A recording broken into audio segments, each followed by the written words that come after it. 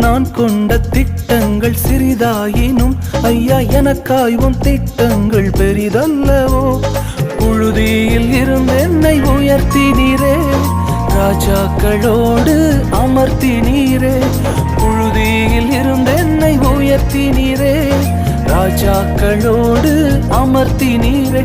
உந்தன் கிருபைகளை எண்ணி நான் பாடுவேன், உந்தன் மகிமைதனை தினம் நான் ருசிப்பேன். அல்லேலுயா அல்லேலுயா அல்லேலுயா அல்லேலுயா.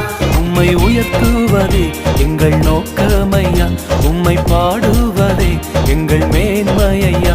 உம்மை உயர்த்துவதே எங்கள் நோக்கமையா, உம்மை பாடுவதே எங்கள் மேன்மையா.